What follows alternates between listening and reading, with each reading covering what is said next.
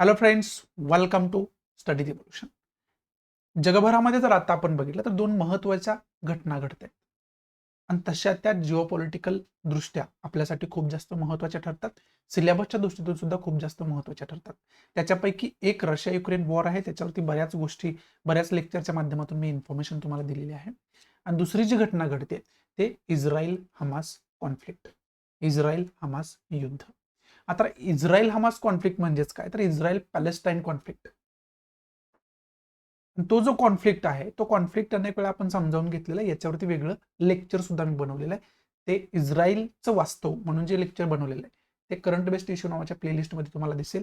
Description बॉक्समध्ये ते playlist तुम्हाला दिलेली आहे. पण इथं आपल्याला काय समजावून घ्यायचं आहे, तर याच्यामध्ये इंडियाचा स्टँड काय आहे, याच्यामध्ये भारताची भूमिका काय आहे, हे समजावून घेणं खूप जास्त गरजेचं आहे आणि ते आपल्या परीक्षेच्या दृष्टीतून आपल्याला खूप जास्त महत्त्वाचं ठरतं जर सिलेबस व्यवस्थित आपण बघितलं तर. मग या लेक्चरमध्ये आपण तेच समजावून घेण्याचा प्रयत्न करणार आहोत. आता जर आपण द हिंदू रोज तुम्ही फॉलो करत असाल, जे लाईव्ह लेक्चर सकाळी असते 10:30ला, ते तुम्ही फॉलो करत असाल तर त्याच्यामध्ये हे सगळं बघितलेलं आहे. आणि द हिंदूमध्येच एक एडिटल आलं होतं. त्या एडिटलमध्ये ही सगळी इन्फॉर्मेशन समजावून सांगितली होती की इंडियाचा याच्यामध्ये स्टँड कशा पद्धतीचा. मग हे जे डिस्कशन आहे, हे डिस्कशन खूप चांगल्या पद्धतीने आपल्याला इन्फॉर्मेशन देतं. हे जे एडिटल आहे ते चांगल्या पद्धतीने आपल्याला इन्फॉर्मेशन देतं की इंडियाचा एक्झॅक्टली याच्यामध्ये स्टँड कशा पद्धतीचा. मग हेच आपण आजच्या लेक्चरमध्ये बघायला सुरुवात करणार आहोत. तर चांगल्या पद्धतीने आपण समजावून घेणार आणि त्याच्यासाठी काय बेसिक गोष्टी तुम्हाला समजावून घेणं खूप जास्त गरजेचं आहे. हे सुरू करण्याच्या अगोदर 15 दिवसाचा वैयक्तिक मार्गदर्शनाचा कोर्स जो आहे, पर्सनल मेंटरशिपचा कोर्स जो आहे, तो सुरू झालेला आहे. ज्या विद्यार्थ्यांना ऍडमिशन घ्यायचं आहे ते डिस्क्रिप्शन बॉक्समध्ये गुगल फॉर्म दिलेला आहे. तो गुगल फॉर्म भरून याच्यासाठी नाव नोंदणी करू शकतात. ऍडमिशन घेण्याच्या अगोदर एक पर्सनल इंटरव्ह्यू होईल, जो व्हर्च्युअल बेसिसवरती असेल, ऑनलाईन इंटरव्ह्यू होईल आणि त्याच्यानंतरच तुम्हाला ऍडमिशन या कोर्सला मिळणार आहे की नाही मिळणार आहे हे ठरवलं जाईल. आणि याच्यामध्ये मग जे काही बेसिक गोष्टी, इथं काही पॉईंट्स तुम्हाला दिलेले आहेत, त्या पॉईंटवरती भर दिला जाणार आहे. आणि या कोर्सचा 15 दिवसाचा मार्गदर्शनाचा उद्देश काय आहे, तर याच्यामध्ये उद्देश असा आहे की विद्यार्थ्याची जी प्रिपरेशनची स्ट्रॅटेजी आहे ती स्ट्रॅटेजी करेक्ट असायला पाहिजे. कोणत्या गोष्टींवरती भर द्यायचा आहे, कोणत्या गोष्टी टाळायच्या आहेत, या सगळ्या गोष्टींचं डिफरन्सिएशन करण्याचं काम या लेक्चरच्या माध्यमातून मी विद्यार्थ्यांसोबत करणार. आणि याच्यामध्ये काही सामूहिक क्लास नसणार आहे. 1 to 1 याच्यामध्ये मेंटरशिप प्रोव्हाइड केली जाणार आहे माझ्याद्वारे. प्रत्येक विद्यार्थ्याला रोज 45 ते 50 मिनिट मार्गदर्शन असणार आहे. वेगवेगळ्या टॉपिक वरती त्याला मार्गदर्शन केलं जाणार आहे. आणि याचा परत एकदा काय सांगतोय मी, की फायनल उद्देश इव्हेंच्युअली याचं टार्गेट काय आहे, की विद्यार्थ्याचं प्रिपरेशन करेक्ट असायला पाहिजे. प्रिपरेशन करेक्ट असलं तर तिथंच त्याचे एक्झाम क्रॅक करण्याचे चान्सेस 90% पर्यंत होऊन बसतात. आणि त्याच्यासाठीच हा कोर्स लॉन्च केला आहे. ज्या विद्यार्थ्यांना या कोर्सला वाटते की माझं प्रिपरेशनमध्ये काही डाऊट्स वगैरे आहेत, ते या कोर्सचा बेनिफिट घेऊ शकतात. फक्त अगोदर त्याच्यासाठी इंटरव्ह्यू द्यायला लागेल, त्याच्यानंतरच ऍडमिशनची प्रोसेस होईल. याची जी फी आहे ती ₹1000 फी आहे. परंतु परत एकदा मी काय क्लिअर करतो, याच्यासाठी पहिल्यांदा व्हर्च्युअल इंटरव्ह्यू होईल आणि त्याच्यानंतरच याला ऍडमिशन तुम्हाला दिलं जाईल. त्या दृष्टीतून हे महत्वाचं आहे. सो आपल्या मेन डिस्कशनला सुरुवात करूया. आपल्याला या लेक्चरमध्ये समजावून काय घ्यायचं आहे, की इंडियाचा याच्यामध्ये स्टँड काय आहे. मग याच्यामध्ये कधी कधी असं म्हटलं जातं की इंडिया जो आहे तो थोडासा इस्रायलच्या बाजूने झुकलेला आहे. कधी कधी असं म्हटलं जातं की इंडिया हा थोडासा पॅलेस्टाईनच्या बाजूने झुकलेला आहे. पण रियालिटी काय आहे ही इंडियाना आतापर्यंत, इंडियाचे प्राईम मिनिस्टर जे आहेत यांनी आतापर्यंत मांडलेली मतं असतील. मग ते इस्रायल पॅलेस्टाईनचा कॉन्फ्लिक्ट जेव्हापासून चालू होतो, तो कधीपासून विशेषतः चालू होतो, इस्रायलची परत एकदा स्थापना होते तेव्हापासून चालू होतं. मग त्याच्यामध्ये महात्मा गांधी आणि नेहरू यांची सुद्धा मतं होती. मग हा जो इंडियाचा स्टँड आहे तो सुद्धा हिस्टॉरिकल राहिलेला आणि तो स्टँड आपल्याला समजावून घेणं हा उद्देश या लेक्चरचा. कारण विशेषतः आपण अभ्यास जो करतोय तो वर्ल्ड पॉलिटिक्स समजत असताना वर्ल्ड पॉलिटिक्स आपल्याला समजावून का घ्यायचं आहे, तर इंडिया वर्ल्ड पॉलिटिक्समध्ये कोणत्या पोझिशनला हे समजण्यासाठी आपल्याला वर्ल्ड पॉलिटिक्स समजावून घ्यायचं. आणि सिलेबसमध्ये सुद्धा हा जो वर्ल्ड पॉलिटिक्सचा वगैरे इंटरनॅशनल रिलेशनचा वगैरे पार्ट दिलाय तो हे समजावून घेण्यासाठीच दिलेला आहे. म्हणून याच्यामध्ये सुद्धा जसं की रशिया युक्रेन कॉन्फ्लिक्ट ज्यावेळेस आपण समजावून घेत होतो त्यावेळेस इंडियाचा स्टँड आपण समजावून घेतला होता. युनायटेड नेशन जनरल असेंब्लीमध्ये त्याच्याविषयी इंडिया काय बोलतोय हे आपण समजावून घेतलं होतं. तसंच आपल्याला याच्यामध्ये सुद्धा इंडियाचे प्राईम मिनिस्टर किंवा इंडियाच्या वतीनं प्राईम मिनिस्टर काय मतं मांडतात हे पण बघायचं, ज्याच्यावरून आपल्याला काय समजेल की याच्यावरून आपल्याला समजेल की इंडियाचा स्टँड याच्यामध्ये काय. त्याचबरोबर आपल्याला आणखी काय समजावून घ्यायचंय की युनायटेड नेशन जनरल असेंब्लीमध्ये इंडिया काय वोटिंग करतोय, कुठल्या बाजूने वोटिंग करतोय, काय स्टँड घेतोय, की मग वोट करण्यापासून बाजूला राहतोय, अब्स्टेन करतोय स्वतःला, हे सगळं याच्यामध्ये समजावून घेतात. आणि एरोटेलमध्ये खूप छान पद्धतीनं याच्यामध्ये आपल्याला समजावून सांगितलं. तर ही जी इन्फॉर्मेशन आहे ना, ही इन्फॉर्मेशन समजावून घेण्याच्या अगोदर आपल्याला काय बेसिक गोष्टी समजावून घ्याव्या लागतील. आणि त्या बेसिक गोष्टी काय आहेत, तर ते मॅप बघून आपल्याला समजावून घेणं गरजेचं आहे. आणि याच्यामध्ये इथं तुम्हाला इस्रायलचा मॅप दिसतोय. इस्रायलचा मॅप पहिल्यांदा समजावून घेणं गरजेचं आहे. तर इस्रायलचा मॅप जर आपण बघितला तर अशा पद्धतीने इथं जो आता गाझा जास्त न्यूज आहे, गाझा स्ट्रीप जास्त न्यूजमध्ये, तो हा एरिया आहे.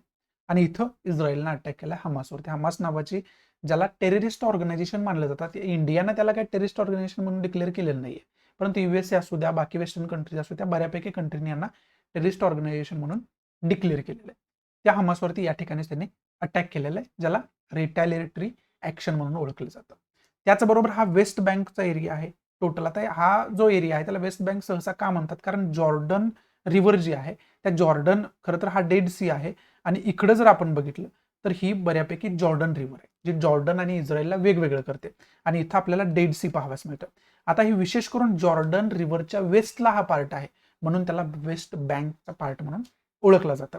त्याचबरोबर याच्यामध्ये हा जो आहे तो गोलन हाईट्सचा एरिया आहे, तो विशेष करून सिरियाचा एरिया आहे, परंतु त्याच्यावरती कब्जा कोणी करून ठेवलेला आहे, इस्रायलनं कब्जा करून ठेवलेला आहे. हा सुद्धा एरिया तुम्ही लक्षात ठेवणं गरजेचं आहे, पुढे डिस्कशनमध्ये ते येणार आहे. त्याचबरोबर जर सराउंडिंग आपण इस्रायलचं बघितलं तर इकडे मेडिटेरेनियन सी आहे, इकडे इजिप्त आहे, इकडे जॉर्डन आहे, इकडे जर आपण बघितलं तर इकडे सिरियाचा एरिया आहे, आणि वरती जर आपण गेलो नॉर्थला तर तो लेबनॉनचा एरिया आहे. अशा पद्धतीचा एक ढोबळमानानं जर आपण मॅप समजावून घ्यायचा तर अशा पद्धतीचा पॉलिटिकल मॅप आहे इस्रायलचा. आता पुढे जाऊन जर आपण बघितलं तर इस्रायलची, जसं की मी तुम्हाला सांगितलं की इस्रायल पॅलेस्टाईन कॉन्फ्लिक्टची एक हिस्ट्री राहिलेली आहे. आता हिस्ट्री विशेष करून इस्रायल पॅलेस्टाईन पार्टिशन होतंय ना, तेव्हापासून प्रकर्षण आपल्याला दिसायला चालू. मग आता इस्रायलच्या वास्तव्य लेक्चरमध्ये ते रोमन साम्राज्यापासून सगळं मी तुम्हाला समजावून सांगितलेलं आहे की इस्रायल म्हणजे ज्यू लोकांनी इथंच स्वतःच्या देशाची स्थापना का केलेली आहे, इस्रायलची स्थापना याच भूमीमध्ये काय केलेली आहे, त्याच्यामध्ये जेरुसलेमचं काय महत्व आहे, पवित्र स्थान ते ज्यू लोकांसाठी काय आहे, इथपासून सगळ्या गोष्टी समजावून सांगितल्या. आणि ते जे आहे ते विशेष करून आता जर आपल्याला समजावून घ्यायचं झालं तर ते पार्टिशन पासून आता 1946चा कालावधी जर आपण बघितला तर या मॅपमध्ये दिसतंय की 1946च्या अगोदर जर आपण बघितलं किंवा तिथपर्यंत जर आपण बघितलं तर ही टोटल भूमी जी आहे तिथं बऱ्यापैकी पॅलेस्टायनियन लोक आपल्याला पाहावयास मिळतात. ग्रीनचा जेवढा एरिया आहे तो टोटल पॅलेस्टायनियन लोकांना व्याप्त आहे, किंवा पॅलेस्टायनियन लोकांच्या खरं तर मालकीचा एरिया आपल्याला पाहावयास मिळतो. आणि इथं जे छोटे छोटे व्हाईट डॉट आहेत तिथं खरं तर ज्यू लोक वास्तव्य करत होते. परंतु कट्टो आपण युनायटेड नेशन पार्टिशन प्लॅन जर बघितला तर हा टोटल व्हाईट जो एरिया आहे तो इस्रायल म्हणून डिक्लेअर करण्यात आला, आणि ग्रीन जो एरिया आहे तो मग ग्रीन इथं आहे, वेस्ट बँकचा एरिया आहे, गाझा स्ट्रीप एवढी मोठी आहे, इथं छोटासा एरिया आहे, हा टोटल एरिया पॅलेस्टाईनला देण्यात आला. अशा पद्धतीचं युनायटेड नेशनचं पार्टिशन झालं. तर युनायटेड नेशन पार्टिशन डिक्लेअर झालं, त्याला काय पॅलेस्टाईननं खरं तर सपोर्ट केलं नव्हतं, पण इस्रायलनं हा युनायटेड नेशनचा जो पार्टिशन प्लॅन आहे 1947चा तो मान्य केला, आणि तो अशा पद्धतीनं पार्टिशन प्लॅन होता. 1947 मध्ये हे आपल्याला पाहावयास मिळतं. आता 1947चा जर पिरियड आपण बघितला तर तिथं युनायटेड नेशन काय करते, तर तिथं काय करते, पार्टिशन करते. पण आता पॅलेस्टाईननं सपोर्ट केला नव्हता त्याला. कारण का, तर पॅलेस्टाईन ही जी टोटल भूमी आहे ही टोटल भूमी फक्त पॅलेस्टाईन असायला पाहिजे, इथे इस्रायल नावाचा कोणताही देश असायला नाही पाहिजे, किंवा ज्यू लोकांना इथं वास्तव्य देता कामा नये, असे विचारधारेचा पॅलेस्टाईन लोक होते. त्यामुळे युनायटेड नेशन ते म्हटले की हा टोटल पॅलेस्टाईनच आहे, त्यामुळे पार्टिशनचा विषयच येत नाही याच्यामध्ये, ते आम्ही कधी मान्यच करू शकत नाही. म्हणजे यांचा प्लॅन काय होता की पार्टिशन ठीक आहे, युनायटेड नेशनला पार्टिशन डिक्लेअर करू द्या, त्याच्यानंतर लगेच काय करायचंय, या ज्यू लोकांवरती म्हणजे इस्रायलवरती अटॅक करून आपली स्वतःची भूमी परत यांच्याकडून वापस घ्यायची. त्याच्यामुळे त्यानंतर आपल्याला काय पाहाव्यास मिळालं, आणि इथं सगळ्यात महत्त्वाची समजून घ्यायची गोष्ट काय की बाकी जे काय जॉर्डन असू द्या, इकडे इजिप्त असू द्या, इकडे सिरिया असू द्या, इकडे लेबनॉन असू द्या, बाकी इकडं जर आपण परत इकडे इस्रायलच्या पूर्वेकडे जसं जाईल तसे अरेबियन कंट्री वगैरे येतात. त्यानंतर तिकडं जर नॉर्थ पूर्वेला जर आपण गेलो, उत्तर पूर्वेला जर आपण गेलो तर तिकडे आपल्याला इराण वगैरे कंट्री पाहाव्यास मिळतात. मग ह्या ज्या सगळ्या कंट्री आहेत त्या बऱ्यापैकी इस्लाम फॉलो करणारे कंट्री आहेत, इस्लामिक कंट्री आहेत. ह्या टोटल सगळ्या ज्या कंट्री आहेत त्या ऑब्व्हियसली सपोर्ट कोणाला करत होत्या, तर त्या पॅलेस्टाईनला सपोर्ट करत होत्या. म्हणजे पॅलेस्टाईनच इथं फक्त असायला पाहिजे, इस्रायलचं अस्तित्व तिथं आम्ही मान्य करणार नाही असं मानणाऱ्या कंट्री आहेत. त्यामुळं ज्यावेळेस पॅलेस्टाईन यांच्यावरती अटॅक करेल त्यावेळेस सगळ्या ह्या कंट्री ज्या आहेत त्या ऑब्व्हियसली कुणाला सपोर्ट करणार, पॅलेस्टाईनना सपोर्ट करणार. तसं आणि त्यावेळेस तसंच झालं की पॅलेस्टाईननं काय केलं तर इस्रायलच्या विरोधात युद्ध पुकारलं. आता इथं इस्रायल आणि पॅलेस्टाईन या दोघांचा लढण्याचा किंवा युद्ध करण्याचा उद्देश काय होता की भूमी, एक तर पॅलेस्टाईनला वाटत होती की स्वतःची भूमी यांच्याकडून परत घ्यायची, आणि इस्रायलसाठी काय होतं की स्वतःची जी भूमी आहे ते म्हणजे स्वतःचं अस्तित्व टिकवायचं. कारण इस्रायल हा एकच असा देश आहे जो जूनचा देश म्हणून ओळखला जातो. जर इस्रायल त्यांना नसेल, जर इस्रायल त्यांना मिळाला नसता तर जगभरामध्ये त्यांचं अस्तित्व कुठंच आपल्याला दिसलं नसतं. वेगवेगळ्या कंट्रीमध्ये परत त्यांना विखरून राहावं लागलं असतं. आणि हे इस्रायलींना माहिती होतं, हे ज्यू लोकांना माहिती होतं. त्यामुळे इथं दोन लढाया कसले होते तर पॅलेस्टाईनला घ्यायचा होता स्वतःचा देश, म्हणजे स्वतःची भूमी म्हणून ते सगळ्या कंट्रीला मानत होत्या, टोटल पॅलेस्टाईन करायचं होता. परंतु पॅलेस्टाईनला ऍडव्हान्टेज काय होतं की बाकी सगळ्या ज्या इस्लामिक कंट्री आहेत त्या पॅलेस्टाईनच्या पाठीमागे होत्या आणि इस्रायलला साथ देणार कोणच नव्हतं. इव्हन इस्रायलला देश सुद्धा बाकी कंट्री कुठल्याच मानत नव्हत्या, त्याच्यामध्ये वेस्टर्न कंट्री सुद्धा होत्या की त्या इस्रायलला देश मानायला तयार नव्हत्या त्यावेळेस. परंतु इस्रायली ज्यू लोकांना हे माहिती होतं की आपल्या अस्तित्वाची लढाई, याच्यामध्ये जर आपण हारलो तर आपलं अस्तित्व टोटल संपुष्टात येणार आहे. आणि इथं सरप्राइझिंगली काय झालं, एवढ्या 4-4 कंट्रीनी इस्रायलवरती अटॅक करून सुद्धा, आणि ते एकदा नाही तर 4 वेळा यांच्यामध्ये 3 ते 4 वेळा यांच्यामध्ये युद्ध झाले आणि त्याच्यामध्ये सरप्राइझिंगली इस्रायल प्रत्येक वेळेस जिंकलेला आहे. आणि उलट जे युनायटेड नेशन पार्टिशनमध्ये जेवढी भूमी पॅलेस्टाईनला दिली होती तेवढी भूमी, त्याच्यापेक्षा जास्त भूमी जी आहे ती पॅलेस्टाईनकडून परत घेतलेली आहे. आता पॅलेस्टाईनला इथं आपण बघतोय की एवढा सगळा ग्रीन एरिया आणि तो जर 1949 ते 67 मध्ये तुम्ही येताय तर एवढाच फक्त राहतोय. आणि त्याचबरोबर परत गोलन हाईट जेव्हा आपण बघितलं ते सुद्धा सिरियाकडून इस्रायल स्वतःच्या ताब्यात घेतोय. म्हणजे याच्यामध्ये इस्रायल स्वतःच्या अस्तित्वासाठी लढला आणि स्वतःच्या अस्तित्वासाठी लढत असताना याच्यामध्ये इस्रायलला फायदाच झालेला आपल्याला पाहावयास मिळतं. आणि याच्यामध्ये नुकसान कुणाला झाले, पॅलेस्टाईनला नुकसान झाले. आणि त्याच्यानंतर जसजसं 2012 आणि आता 2023-24 मध्ये आपण येतोय त्यावेळेस आपण काय बघतोय तर इस्रायल जो आहे तो इथं वेस्ट बँकमध्ये सुद्धा शिरकाव करतोय. आणि तो कसा शिरकाव करतोय तर ज्यू लोकांच्या वस्त्या तिथं स्थापन करतोय, ज्यू लोकांची रहदारी तिथं वाढवतोय. आणि पॅलेस्टायनियन लोक जे आहेत ती मग वेगवेगळ्या गोष्टींमध्ये खरं तर तिथं कुठंतरी एका कोपऱ्यामध्ये राहिलेले आपल्याला पाहावयास मिळतात आणि त्यांची संख्या सुद्धा त्या प्रमाणात कमी झालेली आपल्याला पाहावयास मिळते. मग हा जो आता याच्यामध्ये 2 पार्ट आहेत. एक तर इस्रायल इथं काय करताना दिसतोय तर पॅलेस्टायनियन लोकांचा जो अधिकार आहे स्वतःच्या भूमीचा तो हिसकावून घेताना आपल्याला पाहावयास मिळतो. आणि त्याचबरोबर इस्रायल जो आहे तो यांच्यावरती अटॅक सुद्धा करतोय. तर ऑब्व्हियसली त्याला काहीतरी कारण आहेत की आता जसं की आत्ताचे जर इन्सिडेंट आपण बघितला, इस्रायल हमास कॉन्फ्लिक्ट जर आपण बघितला तर त्याच्यामध्ये 7 ऑक्टोबरला आपल्याला काय पाहावयास मिळालं, जे हमास मिलिटंट आहेत किंवा टेररिस्ट आहेत ते इस्रायलच्या भूमीमध्ये घुसून इस्रायली सिव्हिलियन नागरिकांना मारतायत आणि त्याच्यामध्ये जवळजवळ 1300 नागरिकांचा मृत्यू होतो. हे आपल्याला पाहावयास मिळालं होतं. आता याचा बदला इस्रायल ऑब्व्हियसली घेणारच आहे ना, आणि त्याच्यामुळं रिटॅलिएटरी ऍक्शन म्हणून परत हमासवरती इस्रायलनं काय केला, हमला केला आणि त्याच्यामध्ये हजारो नागरिक मारले गेले. त्यांनी फक्त 1300 मारले होते, यांचे 13,000पेक्षा जास्त नागरिक हमास किंवा गाझा स्ट्रीप मधले मारले गेलेले. त्यांना अजून सुद्धा ऑपरेशन चालू आहे. आता 4-5 दिवसात त्यांच्यामध्ये शांतता करार झालेला आहे, शांतता ठेवली जाईल. कारण का तर इस्रायली ज्यू लोक सुद्धा त्यांच्याकडे होस्टेज म्हणून आहेत आणि ऑब्व्हियसली पॅलेस्टायनियन लोक जे आहेत ते इस्रायलकडे हॉस्टेज म्हणून आहेत, हमासचे विशेष करून.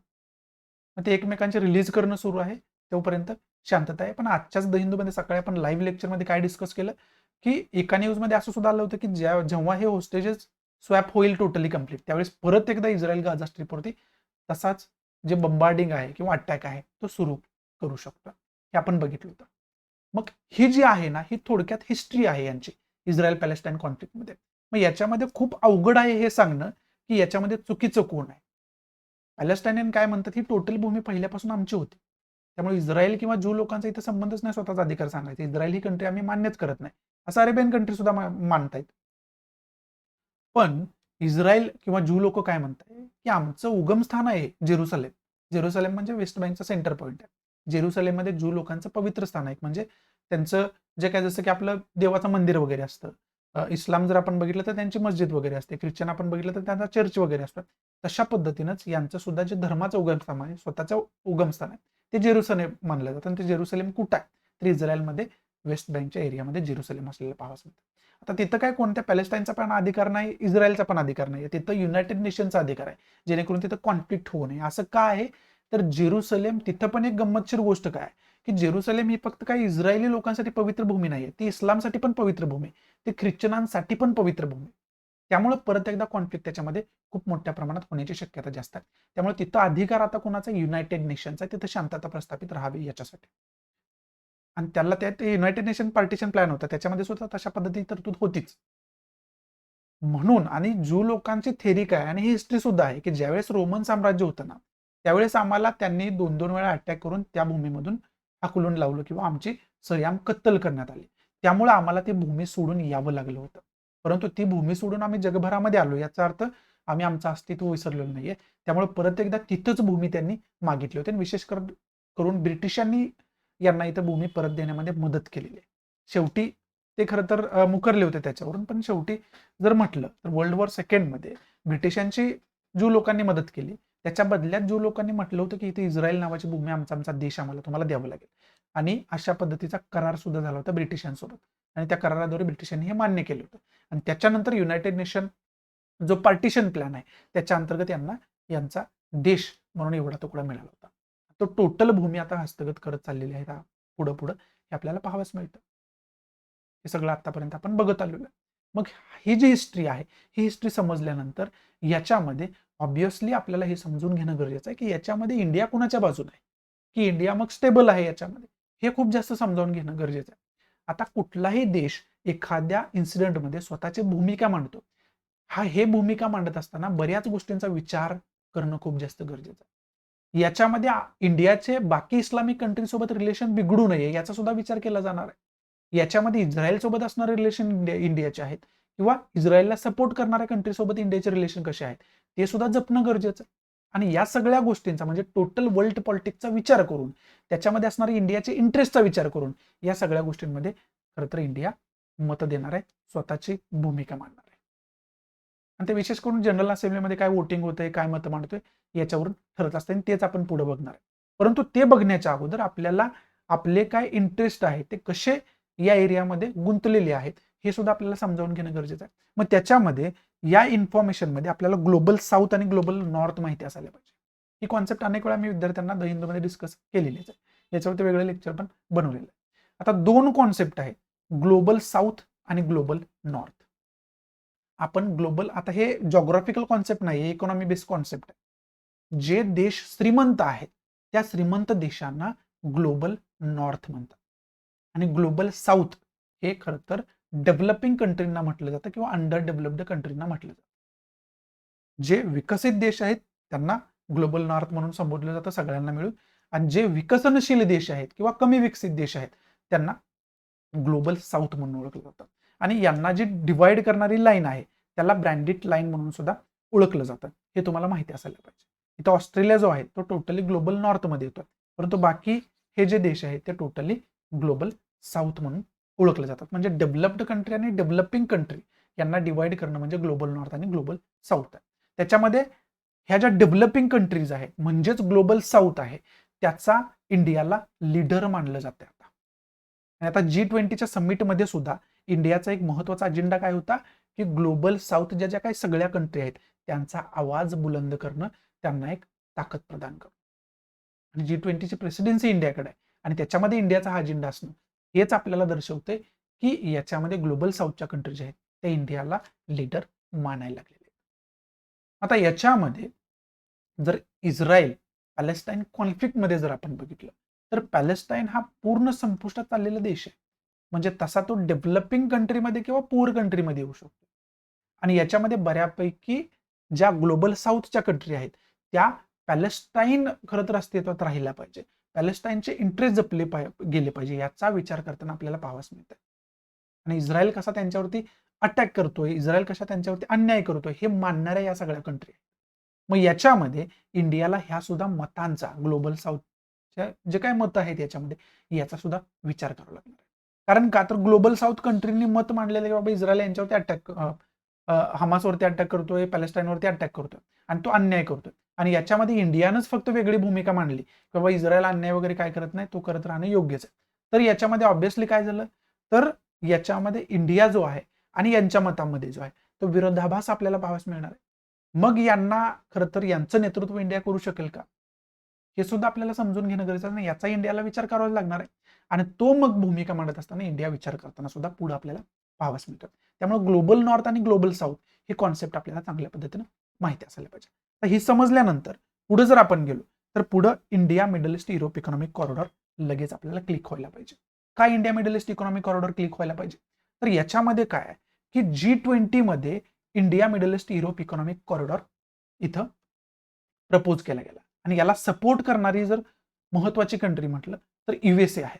आता इथं सहज एक गंमतशीर गोष्ट काय, तुम्हाला पण हे समजलंय की याच्यामध्ये युएसएचा काय फायदा आहे, किंवा युएसए तर इथं कुठंच नाहीये, तरी पण युएसए याला का सपोर्ट करतोय, हे तुम्हाला प्रश्न पडलाय. त्याचं उत्तर मी देणारच आहे. पण त्याच्या अगोदर आणखी एक गमतीशीर गोष्ट काय आहे, तर आणखी एक गमतीशीर गोष्ट ही आहे की इथं इस्रायल आहे. ठीक आहे, हे जे India middle east Europe economic corridor आहे तो काय करतोय हे नीट समजावून घ्या. तो काय करतोय, इंडियाला जोडतोय युएई सोबत.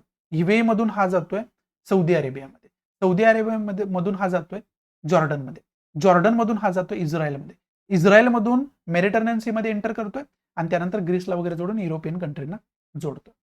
आता इथं मी थोड्या वेळापूर्वीच तुम्हाला काय सांगितलं होतं की इस्रायल जो आहे त्या इस्रायल सोबत सौदी अरेबिया असू द्या, जॉर्डन असू द्या, त्यानंतर इकडे सिरिया असू द्या, इकडे युएई असू द्या, किंवा मग इराण वगैरे असू द्या, विशेष करून अरेबियन कंट्रीमध्ये मधून हा क्रॉस होतोय, म्हणजे अरेबियन कंट्रीज, यांचा संबंध इस्रायल सोबत चांगले नाहीयेत. कारण का तर या सगळ्या ज्या इस्लामिक कंट्री आहेत त्या पॅलेस्टाईनला सपोर्ट करणाऱ्या कंट्री आहेत, हे मी तुम्हाला अगोदर सांगितलं. मग तुम्ही काय म्हणाल की बाबा यांच्यामध्ये तर सहकार्याचे संबंध नाहीयेत, मग हा कॉरिडॉर कसं काय अस्तित्वात येऊ शकतो, मग हा कॉरिडॉरचं तुम्ही प्रपोज कसं काय करू शकता, हा अस्तित्वातच येऊ शकत नाही. आणि तुमचं म्हणणं काही चुकीचं नाही, 100% बरोबर आहे. परंतु यांच्यामध्ये कॉपरेशन डेव्हलप व्हावं, कुणामध्ये, इस्रायलमध्ये आणि अरेबियन कंट्रीजमध्ये, त्याच्यासाठी युएसएनं मध्यस्थी केली होती. डोनाल्ड ट्रम्पचा इरा आठवतो, 2020-19 जर इरा आपण बघितला पाठीमागं थोडं वर्ष जाऊ, तर त्याच्यामध्ये आपल्याला काय हवंच मिळते, त्याच्या अगोदर त्याच्यामध्ये आपल्याला अब्राहम अकॉर्ड झालेला पाहावयास मिळतो. हा अब्राहम अकॉर्ड जो अशा पद्धतीचा अग्रीमेंट आहे, अशा पद्धतीचा अकॉर्ड आहे, तो कशासाठी झाला होता, तर तो अरेबियन कंट्री आणि इस्रायल या दोघांमध्ये सहकार्याचे संबंध प्रस्थापित व्हावे याच्यासाठी झाला होता. आणि त्याच्यामध्ये मध्यस्थी युएसएने केली होती, डोनाल्ड ट्रम्प यांनी केली होती, म्हणून तो युएसए मध्येच साईन केला गेला होता. आणि म्हणून हा जो कॉरिडॉर आहे तो अस्तित्वात येतोय. पण याचा अर्थ असा आहे का हो की अरेबियन कंट्रीने पॅलेस्टाईनला सपोर्ट करणं सोडून दिले, तर असा नाहीये. पण अरेबियन कंट्रीनं सुद्धा हे समजलंय की आता कोणत्याही कॉन्फ्लिक्टमध्ये पडण्यापेक्षा त्याच्यातून सोल्युशन काढणं खूप जास्त गरजेचं आहे. कारण युद्धामुळं पुन्हा आता वर्ल्ड वॉर फर्स्ट मध्ये आपण शिकलोय, वर्ल्ड वॉर सेकंड मध्ये शिकलोय, युद्धामध्ये फक्त आपण डिस्ट्रक्शन बघितले, कन्स्ट्रक्शन बघितलं नाही. त्याच्यामध्ये फक्त लोकांचा मृत्यू बघितलाय आपण, बऱ्यापैकी जी लाईफ आहे ती त्यांची टोटली स्पॉइल झालेली आपल्याला आपण बघितलेलं. आणि मग अनेक देशांच्या अर्थव्यवस्था, इव्हन जगाची अर्थव्यवस्था टोटली कोलॅप्स झालेली आपल्याला पाहाव्यास मिळाली, आणि त्याच्यामधून बाहेर पडायला आपल्याला वर्षानुवर्ष स्ट्रगल करायला लागले. आणि हे अरेबियन कंट्रींना कळून चुकलेलं आहे. त्यामुळे डेव्हलपमेंट जर आणायची असेल, डेव्हलपमेंट जर करायची असेल, अर्थव्यवस्था जर सुधारायची असेल, तर आपल्याला अशा पद्धतीनं कोणत्याही कंट्रीला एनिमी न मानता त्यांच्यासोबत सहकार्य करून सोल्युशन काढणं गरजेचं आहे. हे अरेबियन कंट्रींना कळून चुकलं होतं. आणि त्याच्यामुळे सुद्धा अब्राहम अकॉर्डला ते तयार झाले. तो अब्राहम अकॉर्ड झाला. आणि त्यानंतरच लगेच G20 मध्ये काय झालंय, इंडियाची प्रेसिडेन्सी असताना युएसएच्या सपोर्टमध्ये हा India middle east Europe economic corridor, ज्याला शॉर्टमध्ये आपण IMEC म्हणतो, तो अस्तित्वात येतो. आणि तो अस्तित्वात आल्यामुळे काय झालंय, तर तो अस्तित्वात आल्यामुळे खऱ्या अर्थानं ह्या कंट्री ज्या आहेत ते एकमेकांना जोडल्या गेल्या. तर याच्यामध्ये परत एक प्रश्न काय उरतोय की बाबा युएसए काय याला सपोर्ट करतोय, तर त्याचं पण एक गंमतशीर कारण आहे. युएसए सपोर्ट का करतोय, तर आता ह्या ज्या सेंट्रल एशियन कंट्रीज आहेत, ह्या मिडल ईस्ट कंट्रीज आहेत, त्या कंट्रीमध्ये युएसएला स्वतःचा एक प्रभाव निर्माण करायचा आहे, आणि जर निर्माण केलेला असेल तर तो तसाच ठेवायचा. तुम्हाला आठवत असेल की 2020च्या अगोदर काय झालंय, अफगाणिस्तानमधली सिच्युएशन आठवा. अफगाणिस्तानमध्ये अशरफ गनी हे काय करतायत, अफगाणिस्तान सोडून पळ काढतायत आणि तालिबान ही जी आहे ती स्वतःच्या हातामध्ये सत्ता घेते. ही सिच्युएशन तुम्हाला लगेच क्लिक झाली असेल. तर ही सिच्युएशन का घडली होती, तर ही सिच्युएशन घडली होती कारण युएसएची मिलिटरी तिथून माघार घेत होते. आता युएसएची मिलिटरी मुळात गेली कशासाठी होती तिथं, तर त्यांचं सरळ सरळ कारण हे होतं की तालिबान सारख्या टेररिस्ट ऑर्गनायझेशनना तिथं सत्ता करू नये, तिथं लोकशाही टिकली पाहिजे, असं त्यांचं कारण होतं. परंतु रिअल कारण काय होतं, रियालिटी काय होती, मिडल ईस्ट ज्या सेंट्रल एशियन कंट्रीज आहेत तिथं आपला प्रभाव राहिला पाहिजे, तिथं आपला इन्फ्लुअन्स राहिला पाहिजे. कारण स्वतःच्या इंटरेस्टसाठी हा भूभाग जो आहे किंवा या कंट्रीचा वापर आपण करू शकतो हे युएसएला माहिती आहे. पण 2020 पर्यंत काय येते, जो बायडन फायनली ते डिक्लेअर करतात की आम्ही आता तिथून माघारी घेतोय, बाकी जे भविष्य अफगाणिस्तानचं आहे ते अफगाणिस्तानी लोकांच्या हातामध्ये देतोय. आणि जसजशी युएसएची मिलिटरी बाहेर निघते तसतसं काय होतं, तसतसं खऱ्या अर्थानं आपल्याला पाहावयास मिळते की तालिबान सत्ता हातामध्ये घेते आणि आता तालिबानींची सत्ता तिथे आहे. इव्हन जे प्राईम मिनिस्टर अशरफ गनी होते त्यांना असं म्हटलं जाते की चप्पल घालायला पण वेळ मिळाला नाही, तिथून पळ काढायला लागला त्यांना, हे बोललं जातं. मग आता हे झाल्यानंतर इथं चायनाला काय वाटायला लागलं, तर चायनाला वाटायला लागलं की आता युएसएचा इन्फ्लुअन्स कसा काय असू शकतो, इथं युएसएचा प्रभाव नाहीये, मग काय, तर युएसएची जागा आपण का घेऊ नये. चायनानं तशा पद्धतीचे प्रयत्न सुरू केले. मग चायनानं काय केलं, तर यांचा लीडर बनायचा प्रयत्न केला, जसं युएसए प्रयत्न करतोय किंवा बनतोय सुद्धा या एरियामध्ये. आणि चायनाने इथली पोकळी जी आहे ती भरून काढायचा प्रयत्न केला होता. परंतु युएसएनं लगेच काय केलं, चायनाला सांगितलं की बाबा माझी मिलिटरी नाहीये तिथं, ठीक आहे, पण इन्फ्लुअन्स माझंच आहे. ते कसं दाखवलं, तर ते दाखवलं India middle east Europe economic corridor propose करून. म्हणून युएसएचा याच्यामध्ये काहीच फायदा नाही, तरी पण युएसएला सपोर्ट करतोय, तरी पण युएसए एवढं प्रयत्न करतोय India middle east Europe economic corridor स्थापन करण्यासाठी किंवा अस्तित्वात आणण्यासाठी, की या दोघांना अरेबियन कंट्री आणि इस्रायलला स्वतःच्या देशामध्ये बोलवून त्यांना पाहुणचार करून अब्राहम अकॉर्ड साईन करायला लावतोय की बाबा कॉपरेशन डेव्हलप करा एकमेकांमध्ये, माझा प्रभाव मला तिथे ठेवायचा आहे. आणि याच्यामध्ये जसं की मी तुम्हाला हे India middle east Europe economic corridor विषयी सांगत होतो ना, ह्याच्याविषयी वेगळं लेक्चर मी बनवलेलं आहे. याच्यामध्ये सुद्धा मी तुम्हाला सांगितलं होतं की दोघांची भांडण आणि तिसऱ्याचा लाभ होतं, आणि तो तिसरा कोण आहे, ऑब्व्हियसली इंडिया आहे. आता फक्त इंडियाने याचा चांगल्या पद्धतीने लाभ करून घ्यायला पाहिजे, दॅट इज द पॉइंट. आणि ही जी सगळी इन्फॉर्मेशन आहे ही सगळी बॅकग्राऊंड इन्फॉर्मेशन आपल्याला असायला पाहिजे. आता इथपर्यंत खूप इंटरेस्टिंग वाटलं असेल तुम्हाला, पण परत काय होतंय, हा India middle east Europe economic corridor propose वगैरे केला जातो, त्यानंतर काय होतंय, लगेच हमासचे जे काय मिलिटंट्स आहेत ते काय करतायत, ते परत इस्रायलमध्ये अटॅक करतायत. म्हणजे याच्यामुळे काय झालं, आता परत इस्रायल पॅलेस्टाईन कॉन्फ्लिक्ट चव्हाट्यावर आलेला आहे. आता अब्राहम अकॉर्ड जरी साईन केलेला असला तर अरेबियन कंट्री काही इस्रायलला साथ देणार नाहीत. सहकार्याचे संबंध आहेत बरोबर आहे, पण याचा अर्थ असा नाही की तुम्ही पॅलेस्टाईनवरती अन्याय वगैरे करणार आणि आम्ही कुणाची साईड घेणार नाही, शांत बसणार, असं होणारच नाही. म्हणजे आणि अरेबियन कंट्री जे आहेत त्यांनी त्यांचा स्टँड घेतलेला सुद्धा आहे. इस्रायलच्या खऱ्या अर्थानं बऱ्यापैकी विरोधात त्या बोललेल्या आपल्याला पाहावंच मिळतं. तर याच्यामुळे असं मानलं जाते की या India middle east Europe economic कॉरिडॉरवरती निगेटिव्ह परिणाम होऊ शकतोय, हे जे इन्फ्रास्ट्रक्चर आहे ते रखडू शकते असं म्हटलं जाते. परंतु बऱ्यापैकी ओपिनियन, माझं स्वतःच तर ओपिनियन असं आहे की या कंट्रींना समजलंय हे सगळं की आपण डेव्हलपमेंट हा पार्ट वेगळा ठेवायला पाहिजे, आणि हे लढाईमध्ये आपली जी वैचारिक मतं वगैरे आहेत, कुणाला साथ द्यायची कुणाला नाही द्यायची, हे वेगळं ठेवायला पाहिजे. जसं की आता इंडिया चायनाचं एक्झाम्पल घ्या. इंडिया चायनामध्ये बॉर्डर लाईन डिस्प्यूट कितीही असू द्या, पण इम्पोर्ट एक्सपोर्ट काय बंद झालाय का, व्यापार वगैरे बंद झालाय का, बाकी जे संबंध आहेत ते बाकी संबंध काय तुरवलेत का आपले, तर तसं काही झालेलं नाहीये. फक्त जे काय बॉर्डर लाईन डिस्प्यूट आहे तो डिस्प्यूट तणावलेलाच आहे. त्या डिस्प्यूटमध्ये आपण चायनाला कधीच सोडत नाही, कायम क्रिटिसिझम त्याचं करत असतोय, चायना पण आपलं करत असतोय. पण याचा अर्थ आपण अर्थव्यवस्थेचे रिलेटेड जे डिसिजन घेतोय त्याच्यावरती या गोष्टीचा प्रभाव पडू देतोय का, किंवा चायना सुद्धा पडू देत नाही या गोष्टीवरती. आणि ही जी डिप्लोमसी आहे ही आता अरेबियन कंट्री सुद्धा शिकलेली आहे, किंवा बाकी मग जॉर्डन वगैरे सुद्धा शिकलेले आहे, आणि त्याचा परिणाम याच्यामध्ये दिसू शकतो. ठीक आहे, आता हा पार्ट झाला India middle east Europe economic corridor, ज्याच्यामध्ये म्हटलं जातं की या कॉन्फ्लिक्टमुळे याच्यावरती प्रभाव पडू शकतो. आता हे विसरू नका की आपल्याला इंडियाचा स्टँड याच्यामध्ये बघायचा. ठीक आहे, पण ते स्टँड बघण्यासाठी ह्याचा सगळ्याचा इंडिया विचार करणार आहे. त्यामुळे हे तुम्हाला सगळं समजावून एकाच लेक्चरमध्ये सांगतो. मग ते लेक्चर कितीही मोठं झालं तरी चालेल.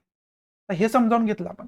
याच्यानंतर आपल्याला समजणं गरजेचं आहे, तो म्हणजे international north south transport corridor. आता इस्रायल हमास कॉन्फ्लिक्ट जर आपण बघितलं, जसं की तुम्हाला हे समजावून सांगितलं की India middle east Europe economic corridor, याच्यामध्ये काय आहे, तर याच्यामध्ये आपल्याला हा जो व्यापार जो आहे, इम्पोर्ट एक्सपोर्ट जे आहे ते जवळ पडणार आहे. याच्या अगोदर आपल्याला काय करायला लागत होतं, इकडून रेड सी मध्ये वगैरे जाऊन सुएज कॅनल वगैरे पार करून जायला लागत होतं. आणि सुएज कॅनल एक छोटीशी स्ट्रीप आहे, तिथं कधी कधी ट्रॅफिक जॅम सुद्धा खूप मोठ्या प्रमाणात पाहावयास मिळते वेगवेगळ्या जहाजांचं वगैरे. त्याच्यामुळे अनेक दिवस लेट सुद्धा व्हायचा. त्याचा पर्याय म्हणून या India middle east Europe economic कॉरिडॉरकडे बघितलं जातं. सॉरी. मग आता याच्यामध्ये जर आपण बघितलं तर इंडियामधून हे जातात ईव्हीए मध्ये, ईव्हीए मधून सौदी अरेबियामध्ये, जॉर्डनमध्ये, इस्रायलमध्ये आणि मेरिटाईम सीमध्ये.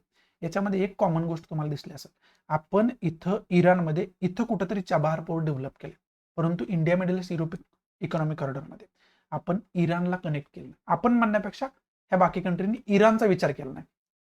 आता इराण आणि अरेबियन कंट्रीज जर बघितल्या, या सुद्धा एकमेकांमध्ये काय तेवढं चांगलं संबंध नाहीत, कारण शिया सुन्नीचा डिफरन्स आहे त्यांच्या. एक ज्या कंट्रीज आहेत त्या सुन्नी बहुल आहेत, दुसरी जी कंट्री आहे ती शिया बहुल आहे. त्याच्यामुळे त्यांच्यात सुद्धा ओपिनियन ऑफ डिफरन्स वगैरे बाकी सगळे आयडिओलॉजिकल वगैरे डिफरन्स आहेत. आणि ते धार्मिक म्हटलं की त्याच्यामध्ये कट्टरता वगैरे आलीच, त्याच्यामुळे जवळजवळ ते एनिमी सारखेच आहे. आता मग इथं ऑब्विसली इराणला काय वाटणार आहे की सगळेजण मला आयसोलेशन मध्ये टाकतात, मला सगळेजण वाळीत टाकतात. मग हा प्रोजेक्ट जो आहे तो प्रोजेक्ट बघून इराणच्या पोटामध्ये कालवणारच आहे ना, हे काही वेगळं तुम्हाला सांगायची गरज नाही.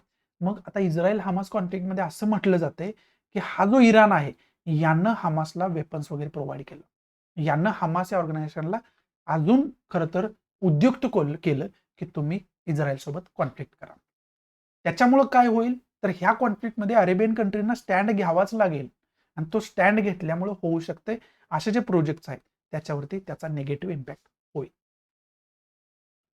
आता हे समजून घेतल्यानंतर पुढचा जर आपण प्रोजेक्ट बघितला तो याच्या अगोदरचा international north south transport corridor हा तसा रखडलेलाच आहे. पण हा जो international north south transport corridor आहे तो इंडियामधून जर आपण बघितलं तर तो सेंट्रल ज्या एशियन कंट्रीज आहेत त्यांना जोडून इकडे कॅस्पियन सी मध्ये वगैरे इकडे रशियाला जोडतो आणि तिकडून परत आपण इकडे युरोपियन कंट्रीला वगैरे जोडलं जाऊ शकतं, असा तो खरं तर कॉरिडॉर आहे. परंतु इथं इराणची परिस्थिती तुम्ही असं करून ठेवलेली आहे, त्याच्यामध्ये परत चाबहार पोर्टमध्ये सुद्धा आपण इन्व्हेस्टमेंट केलेली आहे. इथं चाबहार पोर्ट आहे, इथं तुम्हाला पाहावंच मिळते, इकडे इराण, इथं चाबहार पोर्ट आहे आणि इथून आपण अफगाणिस्तानमधून वगैरे वगैरे कनेक्टिव्हिटी वाढवू शकतो. याच्यासाठी आपण चाबहार पोर्टमध्ये इन्व्हेस्टमेंट केलेली आहे. मग आता इथं इराणची परिस्थिती आपण काय करतोय, तर त्याला आयसोलेशनमध्ये टाकतोय आपण म्हणण्यापेक्षा बाकी सगळ्याच कंट्री. मग त्याच्यामुळं हा international north south transport corridor जो आहे त्याचं अस्तित्व जे आहे ते धोक्यात येऊ शकतं, त्याचं भविष्य जे आहे ते धोक्यात येऊ शकतं. त्याचबरोबर याच्यामध्ये इराणची जी भूमिका आहे ती परत कशी आहे, तर ती परत पॅलेस्टाईनच्या बाजूने सरळ सरळ भूमिका आहे, ते इस्रायलचं अस्तित्व मान्यच करत नाही. त्यामुळे आता इंडियानं जर समजा इस्रायलच्या बाजूने स्टँड घेतला तर इथं इराण त्याच्यामध्ये इंडियावरती नाराज होऊ शकतं आणि त्यामुळं त्याचे परिणाम या कॉरिडॉरवरती होऊ शकतात. त्याचे परिणाम चाबहारमध्ये एवढी मोठी इन्व्हेस्टमेंट आपण केली चाबहार पोर्ट डेव्हलप करण्यासाठी, त्याच्यावरती होऊ शकतात. कारण सहकार्याचे संबंध याच्यामुळं कमी कमी होऊ शकतात इराणमध्ये इंडियामध्ये. आणि इंडिया सारख्या कंट्रीची हिस्ट्री काय राहिलेली आहे, सगळ्याच कंट्रींसोबत चांगले संबंध ठेवणारी कंट्री, अशा पद्धतीची हिस्ट्री आपली राहिलेली आहे. आणि बऱ्यापैकी आता पाकिस्तान सारखी कंट्री आपल्या शेजारी असून सुद्धा आपण त्यांना आतापर्यंत झेलतच आलेलो. बाकी जो काश्मीर आहे, पाकव्याप्त काश्मीर आपण त्याला म्हणतो, तो इंडियाला घेण्यासाठी किती वेळ लागेल. त्याच्यामध्ये जर आपण धरून चाललं की एवढी एवढी कॅज्युअलिटी होईल, एवढे एवढे खरं तर लोक मारले जातील, जवान त्याच्यामध्ये शहीद होतील, ही कॅज्युअलिटी जर मानलं आपण ते धरून चाललो तरी सुद्धा किती वेळ लागेल. परंतु याच्यामुळं काय होतंय की इंडिया ज्याला शांतताप्रिय देश म्हणून ओळखलं जातं ती इमेज बिघडू शकते, म्हणून इंडिया संयम ठेवून आहे. म्हणजेच काय, तर वेळ आली तर आपण संयम ठेवून टॉलरेट सुद्धा काही गोष्टी करतोय, कारण भारताची इमेजेस तशा पद्धतीची, ती इमेज बिघडू नये याच्यासाठी आपण काही गोष्टी सहन सुद्धा करतो. याच्यामुळे याचा फायदा इंडियाला काय झालेला आहे, लॉंग टर्म फायदा याचा की सगळ्या कंट्री ऍटलिस्ट ट्रस्ट तरी करू शकतात, कारण ही संयमी कंट्री आहे. आणि त्यामुळं ज्यावेळेस इंडिया अशा पद्धतीमध्ये डिसिजन घेतोय, आपलं मत मांडतोय त्यावेळेस या सगळ्या रिलेशनचा टोटल जगाचा इंडियाला विचार करावा लागतो. हे सुद्धा आपल्याला समजावून घेणं खूप जास्त गरजेचं आहे.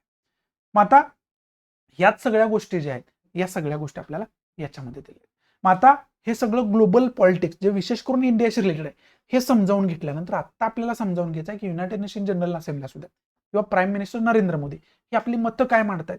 तर प्राईम मिनिस्टर जे आपले आहेत ते प्राईम मिनिस्टर जेव्हापासून हमास इस्रायल कॉन्फ्लिक्ट सुरू झालेला आहे विशेष करून 7 ऑक्टोबरला जर आपण बघितलं तर जस्ट मिनिट 7 ऑक्टोबरला जर आपण बघितलं तर पहिल्यांदा अटॅक केला होता तेव्हापासून मोदी याच्यामध्ये मतं मांडत आहेत. आणि इस्रायल हमास कॉन्फ्लिक्ट जो आहे त्याच्यावरती भाष्य G20 मध्ये सुद्धा स्पेशल समिट घेऊन करण्यात आलं. त्याचबरोबर व्हॉइस ऑफ ग्लोबल साऊथ जे समिट आहे त्याच्यामध्ये याच्यावरती मतं मांडली गेली, त्याच्यामध्ये डिस्कशन केलं गेलं आणि त्याच्यामध्ये विशेष करून डिस्कशन काय झालं होतं की युद्धासारखी परिस्थिती कोणावरच येऊ नये आणि सिव्हिल नागरिकांची जी डेथ होते त्याला कंडेम करण्यात आलं होतं. हे सामान्य नागरिकांचे त्याच्यामध्ये डेथ जे होते ते निषेधार्थ आहे अशा पद्धतीचं डिस्कशन झालं होतं. त्याचबरोबर आपले एक्सटर्नल अफेअर मिनिस्टर काय करतायत युकेला व्हिजिट करतायत. त्याचबरोबर 2+2 डायलॉग करतायत युएसए सोबत आणि ऑस्ट्रेलिया सोबत. आणि याच्यामध्ये सुद्धा वेस्टर्न कंट्रीची जी मतं आहेत ती सुद्धा याच्यामध्ये बऱ्यापैकी डिस्क्लोज होताना आपल्याला पाहाव्यास मिळाली होती. आणि त्यांच्यासोबत सुद्धा बऱ्यापैकी अशा पद्धतीचं इस्रायल हमास कॉन्फ्लिक्ट जो आहे त्याच्यावरती डिस्कशन होताना आपल्याला पाहावं. आता 7 ऑक्टोबरचा जर अटॅक बघितला तर तो हमासनं अटॅक केला होता इस्रायलच्या भूमीमध्ये घुसून, बॉर्डरमध्ये घुसून. त्याच्यामध्ये जवळजवळ इस्रायलच्या 1200 सामान्य नागरिकांना जीव गमवावा लागला होता आणि त्यांची सरीआम त्यांनी कत्तल वगैरे गोळ्या घालून केली होती. ते आपण बघितलं. त्याच्यामध्ये रेपच्या वगैरे केसेस सुद्धा काही होत्या. याचे सीसीटीव्ही सुद्धा अनेक त्यावेळेस व्हायरल झाले होते. ते आता सुद्धा युट्यूबवरती अवेलेबल आहेत, आपण बघू शकता. मग आता याचा बदला म्हणून किंवा याला काउंटर अटॅक म्हणून इस्रायल करणारच होता. म्हणून इस्रायलने काय केलं, गाझा स्ट्रीपवरती अटॅक केला आणि तो भयानक आणि भीषण अटॅक होता. त्याच्यामध्ये काय झालं तर 13,000 पेक्षा जास्त जे गाझा स्ट्रीपमध्ये राहणारे लोक आहेत ते मारले गेले. म्हणजे 1200 कुठं आणि 13,000 कुठं हे डिफरन्स बघू शकता. आणि इस्रायल ही कंट्री तशासाठीच ओळखली जाते. यांची एक टीम होती. ती टीम खरं तर टीमची हत्या करण्यात आली होती. तिथं बॉम्बस्फोट वगैरे घडवून आला होता. तर यांनी पुढच्या 10 वर्षामध्ये ज्यांनी बॉम्बस्फोट घडवला होता त्याच्याशी संबंधित जे सगळे नागरिक, सगळी लोक जे होते, सगळे टेररिस्ट जे होते ते जगभरामध्ये वेगवेगळ्या कंट्रीमध्ये राहत होते. तर त्यांना त्या कंट्रीमध्ये जाऊन शोधून, यांची मोसाद नावाची गुप्तचर संघटना जगभरामध्ये पॉवरफुल मानले जाते, तर त्यांना शोधून त्यांना यांनी मारले. अशा पद्धतीसाठी इस्रायल ओळखला जातो. मग इथं तर पॅलेस्टाईनमध्ये काय झालं, इस्रायलमध्ये काय झालं तर त्यांच्या देशामध्ये घुसून सामान्य नागरिकांना मारले गेले. तर त्याचा बदला ते घेणारच आहेत आणि तशा पद्धतीचा भीषण अटॅक होणार आहे हे जगाला पहिल्यांदाच माहिती होतं, कारण इस्रायलला सगळेजणच ओळखतात. आणि मग तो जो आहे ते चित्र आपल्याला प्रत्यक्षात बघायला मिळेल. आता याच्यामध्ये जर आपण बघितलं तर नरेंद्र मोदींनी लगेच स्टेटमेंट जारी केलं. काय स्टेटमेंट होतं की जे टेररिस्ट लोकांनी अटॅक केलेला आहे त्याच्यामध्ये सामान्य नागरिक मारले गेले, याच्यामध्ये आम्ही इस्रायल सोबत आहोत, इस्रायली लोकांसोबत आहोत. आता हे स्टेटमेंट का केलं गेलं होतं, कारण त्यावेळेस काय गाझा स्ट्रीपमध्ये लोक मारली गेली नव्हती. त्यावेळेस लोक कोण मारली गेली होती तर ती लोक मारली गेली होती इस्रायली सामान्य नागरिक. त्यामुळे हा जो स्टँड आहे तो त्यावेळेस करेक्टच होता. त्याच्यामध्ये कोणतंही किंतुपरंतु असायची गरज नाहीये.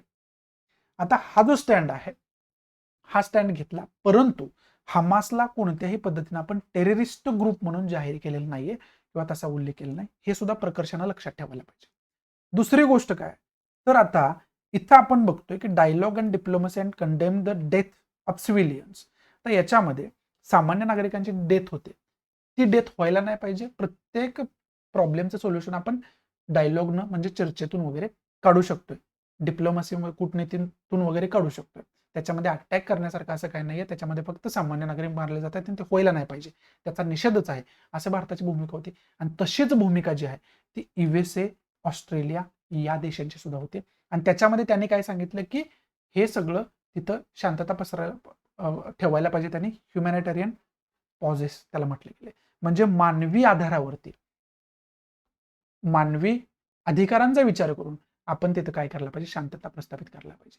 पण युएसए असू द्या, ऑस्ट्रेलिया असू द्या किंवा इंडिया सुद्धा असू द्या, त्यावेळेस इस्रायलनं अटॅक थांबवायला पाहिजे असं कोणच म्हटलं नाहीये, म्हणजे सीज फायर करायला पाहिजे असं कोणच म्हटलेलं नाही. हे सुद्धा आपल्याला लक्षात घेणं कुठंतरी गरजेचं आहे. तर पुढे जाऊन आपल्याला काय म्हटलं गेलंय की इथं जर आपण याचा अर्थ आता बऱ्यापैकी ज्या वेळेस आता इथं इंडिया काय स्टँड घेतोय याच्याकडे सगळ्या जगाच्या नजरा लागलेल्या आहेत आणि ह्या लागल्या पण होत्या. आता इंडियाचा स्टँड क्लिअर त्याच्यामध्ये झाला. मग याच्यामध्ये नरेंद्र मोदींनी ज्यावेळेस असं मत मांडलं की आम्ही इस्रायली नागरिकांसोबत आहोत, जे त्याच्यामध्ये खरं तर कारण इस्रायली नागरिकांवरती सरळ सरळ आपल्याला दिसतं की 1200 पर्यंत नागरिक मारले जातात. त्यांचे कत्तल टेररिस्ट ग्रुप कडून होते किंवा त्या मिलिटंटकडून होते, जे अजिबात त्यांचा त्याच्यामध्ये काही दोष नाहीये, त्यांचा काही चूक नाहीये, तरी सुद्धा त्यांना मारलं जाते. तर ऑब्व्हियसली प्राईम मिनिस्टर इंडिया जे म्हणतायत ते बरोबरच म्हणतायत की इस्रायली नागरिकांसोबत आम्ही आहोत, म्हणजेच इस्रायल सोबत आम्ही आहोत. पण ग्लोबल मीडियानं त्याचे वेगवेगळे अर्थ काढले आणि त्याच्यामध्ये असे सुद्धा टीका करण्यात आली की इंडिया जो आहे तो इस्रायलच्या पाठीशी उभा आहे, इस्रायलला सपोर्ट खरं तर करणारा मानायला लागले ते. परंतु जर रियालिटी आपण बघितली तर रियालिटी काय, तर इंडिया हा 2 स्टेट सोल्युशनचा सपोर्ट राहिलेला आहे. 2 स्टेट सोल्युशन म्हणजे काय, इंडियाचं काय मत आहे की इस्रायल जशी एक कंट्री आहे तशी पॅलेस्टाईन सुद्धा एक कंट्री आहे. त्यामुळे पॅलेस्टाईन या कंट्रीला त्याचे अधिकार मिळाला पाहिजे. ना इस्रायलनं पॅलेस्टाईनवरती अटॅक करायला पाहिजे, ना पॅलेस्टाईननं इस्रायलवरती अटॅक करायला पाहिजे. आणि हमास हा पॅलेस्टाईनचाच एक पार्ट आहे. यांनी एकमेकांवरती अटॅक करायला नाही पाहिजे. दोघांच्या देशांचं अस्तित्व मान्य करून शांततेमध्ये राहायला पाहिजे. अशा पद्धतीची आयडिओलॉजी इंडिया फॉलो करतोय आणि अशा पद्धतीचेच मत कायम प्रामाणिकपणे इंडियानं मांडलेली आहे. इव्हन आता याच्यापेक्षा पुढची गोष्ट तुम्हाला सांगायची झाली तर आता ज्यावेळेस इस्रायल इनिशियल स्टेजमध्ये होता, नवीन नवीन होता, त्यावेळेस त्यांना ग्लोबल मधल्या महत्वाच्या लिडर्सचा सपोर्ट पाहिजे होता. कारण कोणच त्यांना इस्रायलला कंट्रीचा दर्जा द्यायला तयार नव्हतं, देश मानायला तयार नव्हतं, त्यांचं अस्तित्व ऍक्सेप्ट करायला तयार नव्हतं. त्यावेळेस त्यांनी गांधींना सुद्धा खरं तर याच्यासाठी अप्रोच केलं होतं. पण गांधींनी याच्यामध्ये मत काय मांडले की बाबा वर्ल्ड वॉर सेकंड मध्ये इस्रायलने जो हिटलर होता त्यानं जर्मनीमध्ये ज्यू लोक म्हणजे ज्याने इस्रायल स्थापन केलं त्या ज्यू लोकांना हाल हाल करून मारलं, त्याच्यासाठी त्यांच्यासोबत माझ्या संवेदना आहेत, त्यांच्यासोबत माझी सहानुभूती आहे, त्याचा मी निषेध करतोय. पण याचा अर्थ असा नाहीये की तो त्यांच्यावरती अन्याय झाला म्हणून पॅलेस्टाईन लोकांवरती अन्याय करायचा आणि त्यांची भूमी हिसकावून यांना एक देश बनवून द्यायचा, हे गांधींनी मान्य केलं नाही. तसेच विचार नेहरूंचे सुद्धा होते. म्हणजे त्यावेळेस गांधींनी खरं तर इस्रायलला देश म्हणून मानायलाच नकार दिला होता. परंतु ऍटलिस्ट आता जर बघितलं तर इंडियाचा स्टँड ऍटलिस्ट इस्रायलला देश तरी आपण म्हणतोय. पण याचा अर्थ असा नाही की फक्त आपण इस्रायलला सपोर्ट करतोय. याच्यामध्ये आपण सपोर्ट कशाला करतोय, शांततेला सपोर्ट करतोय. हे सुद्धा आपल्याला लक्षात घेणं गरजेचं. आता याच्यामध्ये काय 2 स्टेट सोल्युशनला आपण सपोर्ट करतो हे सांगितलं आणि याच्यामध्ये आपले जे एक्सटर्नल अफेअर मिनिस्टर आहेत यांनी स्पष्ट सुद्धा हे केलेलं आहे. त्यांनी काय सांगितलं की बाबा सोशो इकॉनॉमिक वेलफेअरसाठी गाझा स्ट्रीपमध्ये जे लोक आहेत त्यांना इंडियानं मदत केलेली आहे. गेल्या महिन्यातच 70 टन जे आहे ते ह्युमॅनिटेरियन असिस्टन्स म्हणजे त्यांना वेगवेगळे अन्नधान्याची मदत असू द्या, मेडिसिनची मदत असू द्या, ही मदत केलेली आहे आणि त्याची आकडेवारी सुद्धा या ठिकाणी दिलेली आहे. आणि त्याच्या रिलेटेड इन्फॉर्मेशन जे आहे ते ब्रिक्स एमर्जन्सी मीटिंगमध्ये खऱ्या अर्थानं या ठिकाणी देण्यात आलेले. हे याच्यामध्ये आपल्याला सांगितलेलं. म्हणजे असं नाहीये की इंडिया कुठल्याही एका बाजूने, इंडिया शांततेच्या बाजूने आहे, इंडिया सिव्हिलियन नागरिकांसोबत आहे. तो मग इस्रायली नागरिक असू द्या किंवा पॅलेस्टानियन असू द्या, त्या नागरिकांच्या अधिकारांसोबत इंडिया हे आपल्याला या ठिकाणी पाहावंच मिळते. पुढे जर आपण गेलो तर पुढे आपल्याला हे बघायला लागेल की युनायटेड नेशन जनरल असेंब्लीमध्ये जर आपण बघितलं तर इंडियानं काय वोटिंग केलेलं आहे. तर अशा जसं की रशिया युक्रेन वॉर सुरू झालं त्याची युनायटेड नेशनमध्ये चर्चा होणारच आहे, युनायटेड नेशन जनरल असेंब्लीमध्ये चर्चा होणारच आहे. युनायटेड नेशनची स्थापनाच केली गेली होती की जगामध्ये वर्ल्ड वॉर सारखी सिच्युएशन परत निर्माण होऊ नये, त्याच्यामध्ये चर्चा होणं साहजिकच आहे. मग याच्यामध्ये पहिल्यांदा ब्रिक्स प्लस समिटचं खरं तर एक्झाम्पल दिलेलं आहे. तर ब्रिक्स प्लस जे आहे तर ब्रिक्सचं एक्सपान्शन झालंय ना, तर आता त्याच्या जे 11 देश हे त्याचे मेंबर झाले. अगोदर फक्त जे 5 देश होते, जो ब्राझील आहे, रशिया आहे, इंडिया आहे, चायना आहे, साऊथ आफ्रिका आहे, हेच फक्त देश होते. त्याचं एक्सपान्शन झालं आणि त्याच्यामध्ये 6 देश ऍड करण्यात आले, त्याला आपण ब्रिक्स प्लस म्हणतोय. त्याची समिट झाली, त्याच्यामध्ये इंडिया गैरहजर होता. आता त्याचं कारण हे सुद्धा मानलं जाते की याच्यामध्ये जो साऊथ आफ्रिका आहे त्याची इस्रायलच्या विरोधात खूप स्ट्रिक्ट भूमिका होती. आणि साऊथ आफ्रिकेने याच्यामध्ये मागणी काय केलेली आहे, तर गाझा स्ट्रीपमध्ये जे काय क्रिमिनल ऍक्टिव्हिटी केल्या गेल्या इस्रायली सैन्याकडून किंवा इस्रायलकडून त्याचं इन्व्हेस्टिगेशन व्हावं अशी मागणी इंटरनॅशनल क्रिमिनल कोर्टकडे साऊथ आफ्रिकेने केलेली आहे. म्हणजे साऊथ आफ्रिकेने डायरेक्टली डिक्लेअरच करून टाकलं की इस्रायल काय करतोय, तिथं लोकांची कत्तल करतोय, तिथं क्रिमिनल ऍक्टिव्हिटीज करतोय, हे मान्यच केलेलं आहे. आणि त्या सगळ्या गोष्टी ज्या आहेत त्या सगळ्या गोष्टी इथं आपल्याला समजावून सांगितलेल्या आहेत.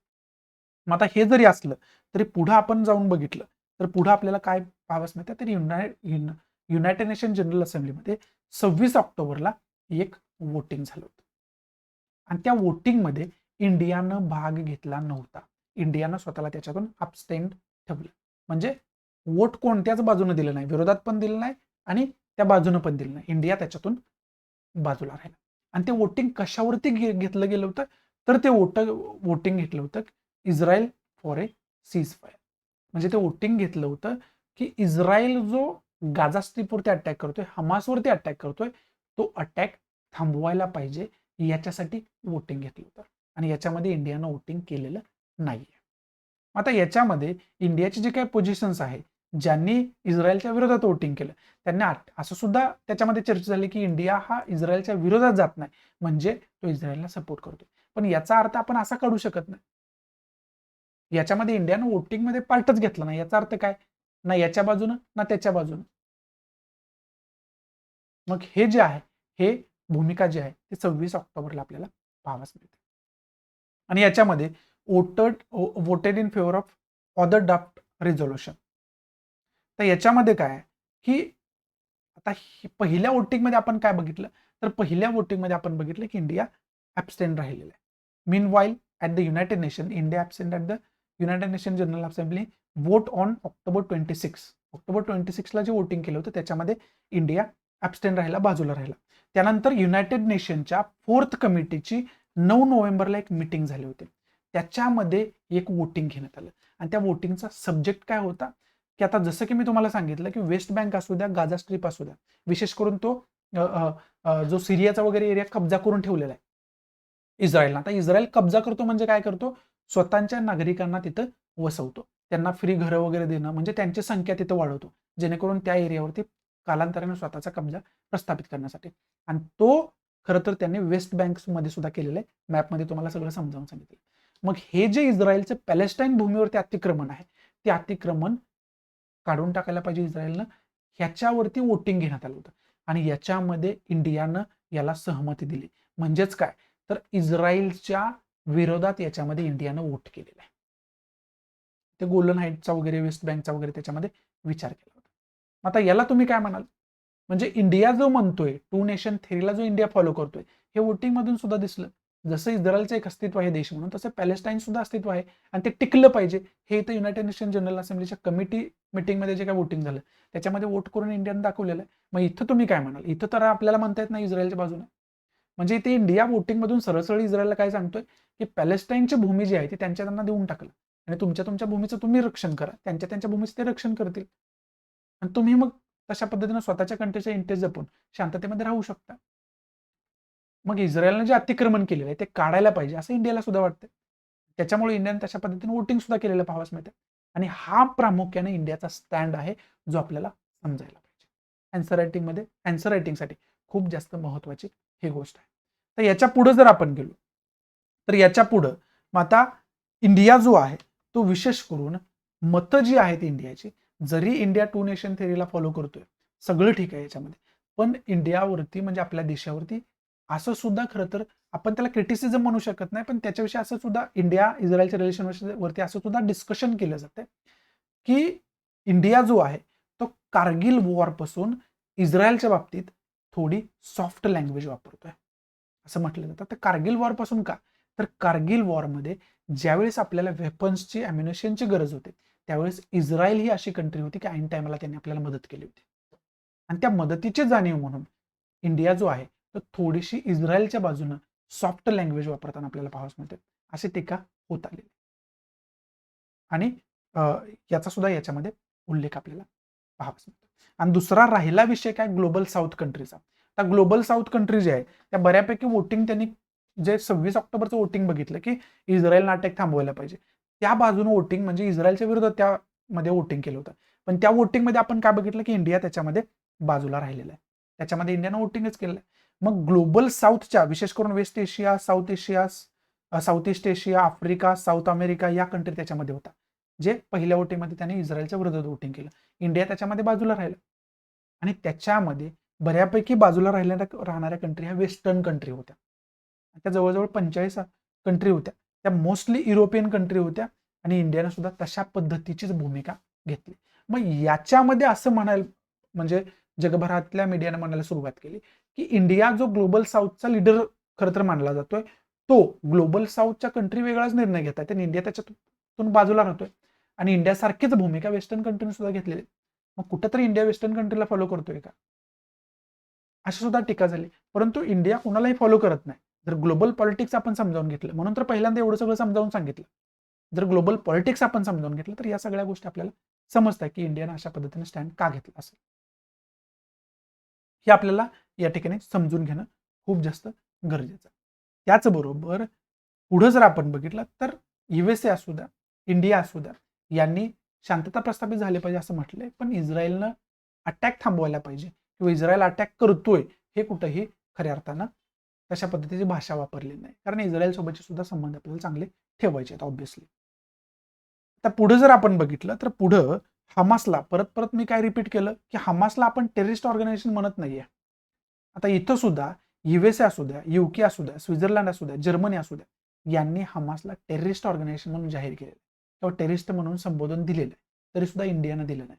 आता इथं जर आपण वेस्टर्न कंट्रीच्या इन्फ्लुअन्स खाली काम करत असतो तर इथं सुद्धा आपण यांच्यासारखाच डिसिजन घेतला असता किंवा 9 नोव्हेंबरच्या वोटिंगमध्ये सुद्धा यांच्यासारखा डिसिजन घेतला असता. परंतु इंडियाने इथं वेगळा डिसिजन घेतलाय. इंडियानं हमासला टेररिस्ट ऑर्गनायझेशन म्हणून डिक्लेअर केलं नाही किंवा तसं संबोधन लावलेलं नाही.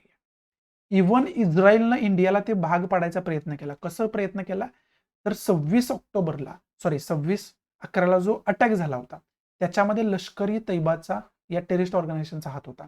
तर त्याला त्यांनी आता तो अटॅक होऊन 15 वर्ष झाली आणि आता इस्रायलनं त्यांना काय केलंय, टेररिस्ट ऑर्गनायझेशन म्हणून डिक्लेअर केलं.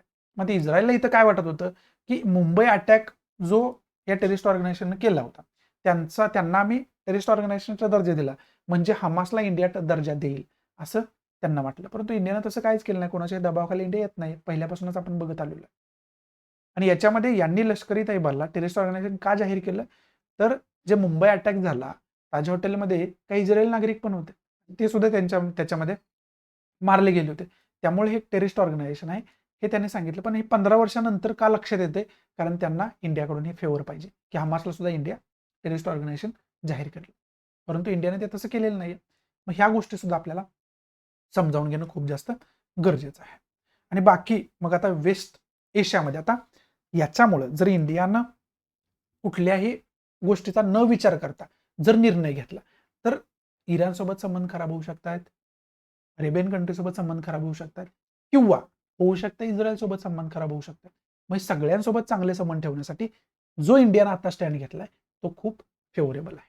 जर तसं नाही झालं तर मग sorry India middle east Europe economic corridor विषयी तुम्हाला सांगितलं, त्याचं अस्तित्व धोक्यात येऊ शकतं. तसं पण ते अरेबियन कंट्रीमध्ये आणि इस्रायलमध्ये पुन्हा याच्यावरून काय वादविवाद होत असेल किंवा कॉन्फ्लिक्ट होत असेल तर तसं पण ते धोक्यात येणारच आहे.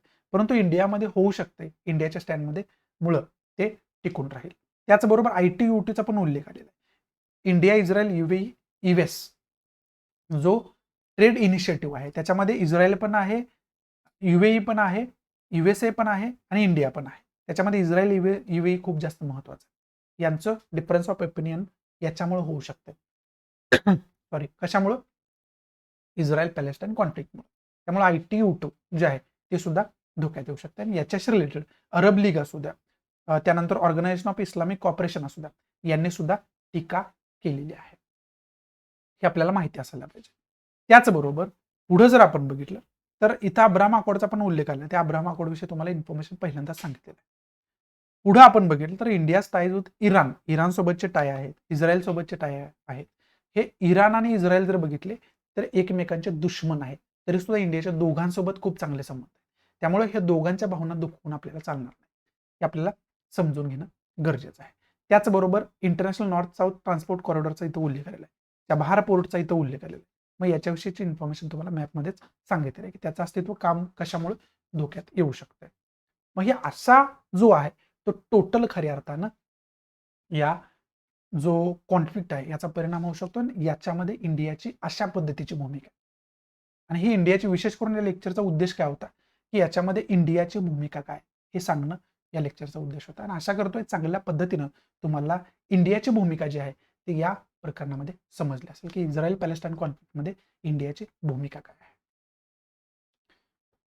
त्याचबरोबर आन्सर रायटिंग प्रोग्राम सुरू आहे. डिस्क्रिप्शन बॉक्समध्ये तुम्हाला टेलिग्राम ग्रुपची लिंक दिली. तो टेलिग्राम ग्रुप जॉईन करून तिथं द हिंदूमध्ये जे डेली बेसिसवरती आपण डिस्कस करतोय त्याच्यावरती आधारित मी क्वेश्चन पोस्ट करतोय, जेणेकरून आन्सर लिहिण्याच्या अगोदर त्याचं नॉलेज तुम्हाला असायला पाहिजे. मग द हिंदू फक्त तुम्हाला रीड करायचं आहे, त्याच्यावर आधारित क्वेश्चन पोस्ट केला त्या ग्रुपवरती आन्सर राईट करून PDF फॉर्मॅटमध्ये अपलोड करायचं. मी स्वतः तिथं तुम्हाला चेक करून देतो. त्याचबरोबर एकमेकांचं बघून सुद्धा तुम्ही इम्प्रूव्हमेंट करू शकता. मग तुमचं मराठी मीडियम असेल तरी प्रॉब्लेम नाही आहे, इंग्लिश मीडियम असेल तरी तुम्हाला ते उपयोगाचं आहे. दोन्ही मीडियममध्ये तुम्ही तिथं आन्सर राईट करू शकताय. तिथं तुमचे पेपर मी स्वतः चेक करून देणार आहे. मी स्वतः तुम्हाला फीडबॅक देतो आणि हे टोटली विद्यार्थ्यांसाठी फ्री आहे. डिस्क्रिप्शन बॉक्समध्ये टेलिग्राम ग्रुपची लिंक दिली, ती लिंक तुम्ही जॉईन करू शकता. द हिंदू रोज लाईव्ह बेसिसवरती होतं, तुम्ही डेली बेसिसवरती द हिंदू फॉलो करू शकता करंट अफेअर्ससाठी. सो असं आवडत असेल तर प्लीज लाईक करा, नसेल तर डिसलाईक करा. डिसलाईक का केलं हे कमेंट बॉक्समध्ये नक्की सांगा, जेणेकरून तुमच्या इन्स्ट्रक्शननुसार त्याच्यामध्ये मी इम्प्रोव्हायझेशन करू शकेन. आणि जास्तीत जास्त आपल्या मराठी विद्यार्थ्यांना शेअर करा, जेणेकरून जास्तीत जास्त विद्यार्थ्यांपर्यंत मी पोहोचू शकेल, जास्तीत जास्त विद्यार्थ्यांना याचा फायदा होऊ शकेल. सो या ठिकाणी तुमची रजा घेतो. भेटू आपण अशाच इंटरेस्टिंग नवनवीन लेक्चरमध्ये. तोपर्यंत thanks for watching. Good bye, take care, जय हिंद.